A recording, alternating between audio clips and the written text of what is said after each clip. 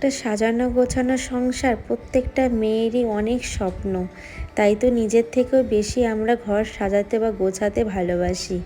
আজকে এটাই তোমাদের সঙ্গে শেয়ার করব। তাহলে চলো বন্ধুরা, ভিডিওটা এখান থেকে শুরু করছি। আশা করি আজকের ভিডিওটা তোমাদের অনেক বেশি ভালো লাগবে। Hello everyone, good evening. কেমন আছো তোমরা সবাই? আশা করি সবাই ভালো আছো। শিউলি লাইফস্টাইল ব্লগের আর একটা নতুন ভিডিওতে তোমাদের সবাইকে জানাই অনেক স্বাগত।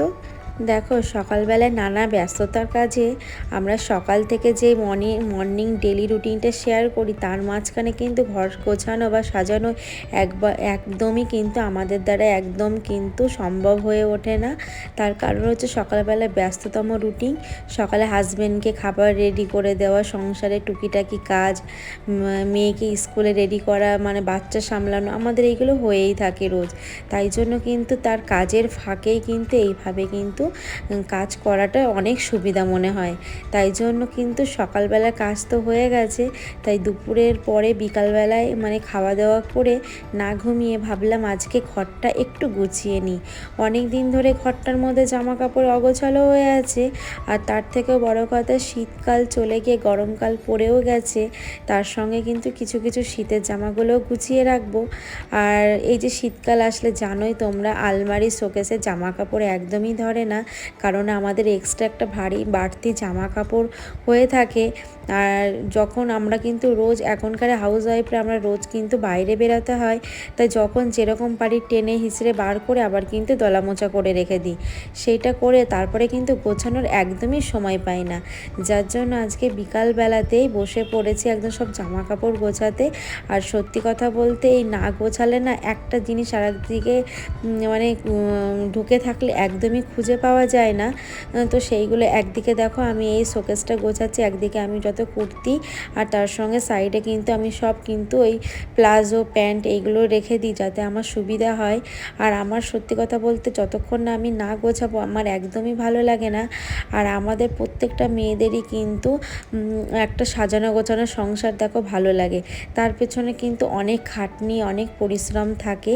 কারণ সাজানো গোছানো সংসারটা না এমনি গোছানো সাজানো হয়ে ওঠে না। তার পেছনে কিন্তু বাড়ির হাউসওয়াইফদের কিন্তু ভূমিকা থাকতেই হবে, তার সঙ্গে কিন্তু পরিশ্রম তো থাকবেই। কারণ আমরা যদি পরিশ্রম না করি, আমরা যদি মানে সংসারের পেছনে যদি বুদ্ধি খাটিয়ে কাজ না করি, তাহলে কখনোই কিন্তু একটা সাজানো গোছানো সংসার হয় না। এই জন্য দেখো, সবসময় চেষ্টা করি যে সংসারে কাজের ফাঁকে ঘর দোরগুলো এভাবে পরিষ্কার করে রাখতে। আর আমি কিন্তু বরাবরই একটু কিন্তু ঘর দোর পরিষ্কার করতে বা পরিচ্ছন্ন করতে ভালোবাসি। সে যতই আমার খাটনি হোক না কেন বা যতই আমার সময় নষ্ট হোক না কেন, আমি কিন্তু সময় একদমই নষ্ট করি না।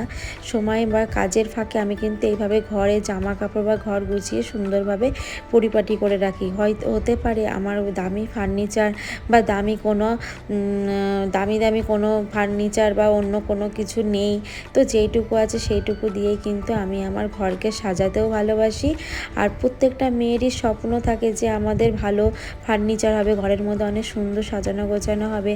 কিন্তু দেখো, সবার সামর্থ্য অনুযায়ী হয় আর সামর্থ্য অনুযায়ী কিন্তু আমাদের করা উচিত। তো এইদিকে কিন্তু আমি এই শোকেসের মধ্যে হাজব্যান্ড আর মাম্মামের সমস্ত জামা কাপড়গুলো গুছিয়ে রাখলাম। এইগুলো হলো বাড়তি, যেমন হাজব্যান্ড কাজে বেরিয়ে যায় সেইগুলো জামা কাপড় থাকে, মাম্মামের পড়তে যাওয়া, ড্রয়িংয়ে এইগুলো থাকে। আর এইগুলো এইভাবেই রাখি সবসময়। আলমারি খুলে কিন্তু সবসময় জামা রোজ বার করা যায় না, অসুবিধা হয়ে যায়। যার জন্য এই মিটকেসটার ভিতরে ওদের এই বাড়তি জামা কাপড়গুলো রেখে দিই। আর আমার শোকেসের মধ্যেও তাই কুর্তি এইগুলো সমস্ত রেখে দিই। আর এই যে এই নিচের টাকটায় দেখতেই পাচ্ছ, এখানে সমস্ত ব্লাউজ আর আমার সমস্ত কালেকশানগুলো আছে। তো এইগুলো আমি দেখো এই যে কদিন ধরে শাড়ি টাড়ি পরেছি, অনেক অগোছালো হয়েছে, তো এইভাবে সুন্দর করে গুছিয়ে রাখছি। আর দেখো এখানে আমার কত ব্লাউজ। তো এখানে কিন্তু অনেক ব্লাউজ আছে যেগুলো আমার কিন্তু একদমই আগে ফিটিংস হতো, আর এখন এত মোটো হয়ে যাওয়াতে কিন্তু একদমই ফিটিংস হয় না। যার জন্য এই যে ব্লাউজগুলো যেদিকে মানে একদম সবসময় ইউজ করার জন্য সেইগুলো এইদিকে সাইড করে রেখে দিলাম। আর যেগুলো একটু ভালো কাজ করা সেইগুলো কিন্তু আউট সাইডে রেখে দিলাম, যাতে কিন্তু কোনোটা হাত দেওয়ার সময় নিতে অসুবিধা না হয়। তো বন্ধুরা, তোমরা কিন্তু প্রত্যেকদিন সুন্দর সুন্দর কমেন্ট করছো, তার জন্য কিন্তু অনেক অনেক ধন্যবাদ। এইভাবে কিন্তু আমার পরিবারে থেকে যেও। আর যারা নতুন বন্ধু আমার চ্যানেলটিকে সাবস্ক্রাইব করোনি, তারা প্লিজ আমার চ্যানেলটিকে সাবস্ক্রাইব করে দিও। আর ভিডিওটাকেও স্কিপ করো না, প্রথম থেকে শেষ পর্যন্ত দেখো বন্ধুরা। আর কালকে আমি যে ভিডিওটা দিয়েছি, তোমরা অনেক বন্ধুরা আমার এই ভিডিওটা দেখোনি, অনেকে আমার পরিবারে আসোনি। তো আমার মনটা ভীষণ খারাপ লাগলো, কারণ আমি দেখলাম যে কে কে আসেনি, কিন্তু আমি কিন্তু তাদের সবার প্রত্যেকের কিন্তু আমি ভিডিওতে গেছি, প্লাস ফুল ওয়াচ করেছি, লাইক কমেন্ট করেছি। তো যাই হোক, এদিকে কিন্তু এই যে আমার শোকেসটাও কমপ্লিট হয়ে গেল গোছানো।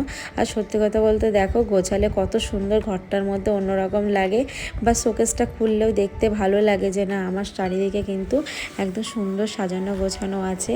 তারপরে চলে আসলাম আলমারিতে। তো সরস্বতী পুজো যে শাড়িগুলো পরা হয়েছিল সেইগুলো তোলা হয়নি, কিছু বাড়তি জামা কাপড়ও তোলা হয়নি, তাই দেখো আলমারিটার মধ্যে রেখে দিচ্ছে। আর আলমারিটা আমার সবসময় গোছাতে হয় না, কারণ সবসময় গোছানো থাকে, আর ওটা যেহেতু দরকার ছাড়া হাতও দিই না, তাই জন্য কিন্তু আর অগোছালোও হয় না। আর বন্ধুরা, আজকে রাতে একটু করব ফ্রায়েড রাইস, তার সঙ্গে একটু চিকেন কষাও করব। তো তোমরা ভিডিওটা প্রথম থেকে শেষ পর্যন্ত দেখো। তো অনেক দিন ধরেই ইচ্ছা করছিল, ভাই বলছিল খাবে, তো অনেক এনে রেখেছিল, ক্যাপসিকাম থেকে শুরু করে সমস্ত কিছু। তো সেইগুলো আমি কেটে রেখেছি, জানো তো, কেটে রেখেই কাজগুলো করছি। সন্ধ্যা দেওয়ার পরে কিন্তু রাতে রান্নাটা করব। আর এই যে কাজের ফাঁকে আমি একটু টাইম বললাম, সময় নষ্ট করি না, যদি ঘুম না আসে তাহলে কিন্তু আমি এই যে বসে বসে কাজগুলো সেরে নিই। তো দেখতেই পারলে ঘরের মধ্যে কত সুন্দর কাজগুলো গুছিয়ে নেওয়া হলো। এখন যাব উপরে, গিয়ে বাড়তি কাজগুলো করব। তো উপরে চলে আসলাম, আমি এসে কিন্তু নিচের ঘরটাও ঝাড় দিয়ে উপরে চলে আসলাম। এসে যে জামা কাপড়গুলো কেচে দিয়েছিলাম ব্যালকনিতে, সমস্ত জামা কাপড়গুলো শুকিয়ে গেছে।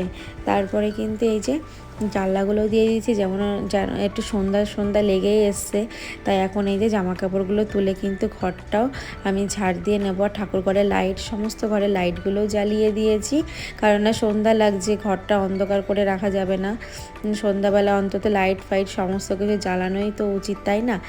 তো এইদিকে দেখো সমস্ত জানলাগুলো ব্যালকনিতে দিয়ে দিলাম, জামা কাপড়গুলো রেখে দিলাম, ওটা আবার ভাঁজ করে নেব সন্ধ্যা দেওয়ার পর। তো এইদিকে আমি ঘরটাও ঝাড় দিয়ে নিচ্ছি, নিয়ে কিন্তু সন্ধ্যা দেবো। এইদিকে মাম্মামকেও কিন্তু আন্টি পড়াতে চলে আসবে 6টা সাড়ে 6টার সময়, তো ওকেও কিন্তু খেতে দিয়েছি, ও কিন্তু খাচ্ছে। ঘুমিয়েছিল, ঘুম থেকে উঠতে না উঠতে আমার কিন্তু বাড়তি অনেক কাজ হয়ে গেছে, জানো তো।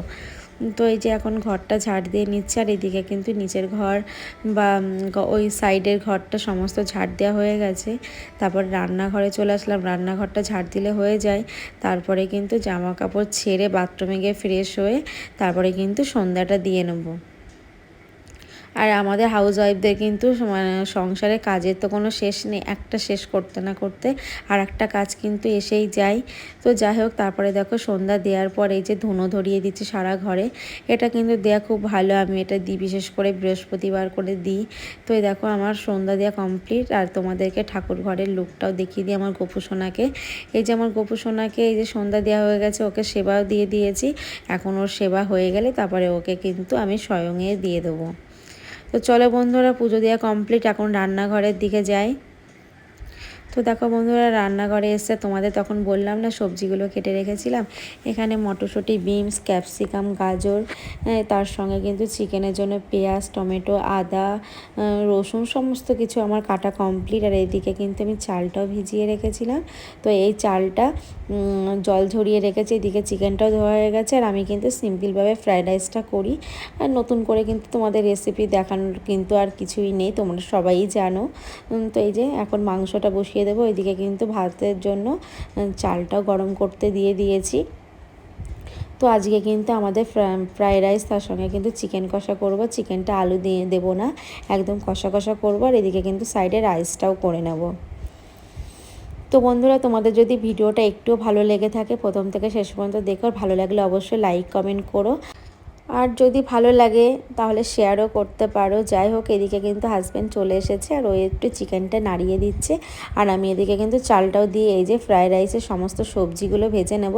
তো ভাবলাম যে হালকা যখন গাজরটা হয়ে যাবে তখন বাকি সবজিগুলো দিয়ে একবারে ভেজে নেব, কারণ না ডবল করে এক একটা সবজি ভাজতে গেলে অনেকটা তেল হয়ে যাবে। আর বেশি তেল আর চিনি আমাদের ঘরে ফ্রায়েড রাইসে কেউই খেতে চায় না, বিশেষ করে আমি খাই না, আর আমার একদম ভালো লাগে না।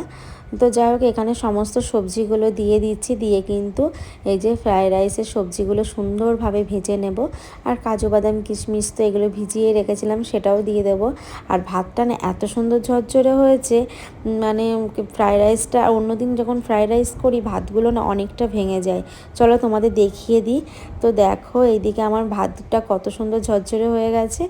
তো এইদিকে কিন্তু এই যে সবজিটা ভাজা হয়ে গেলে চিকেনটা নামিয়েই কিন্তু আমি ফ্রাইড রাইসটা একদম বসিয়ে দেবো। তো দেখো চিকেনটা কত সুন্দর হয়ে গেছে, একদম মাখা মাখা টাইপের হয়ে গেছে। আর এদিকে দেখো সবজি আমার পুরো ভাজা কমপ্লিট। তাহলে চলো একদম লাস্ট প্রসেসে তোমাদের দেখিয়ে দিই। আর দেখো ফ্রাইড রাইসটা একদম ডান, আর কত সুন্দর হয়েছে, একদম ঝরঝরে। তো তোমাদের কেমন লেগেছে অবশ্যই কিন্তু আমাকে কমেন্ট বক্সে জানাবে। তাহলে চলো বন্ধুরা, ভিডিওটা এখানেই শেষ করছি, আবার দেখা হচ্ছে নেক্সট কোনো ব্লগে। সবাই ভালো থেকো, সুস্থ থেকো, টাটা, বাই, গুড নাইট।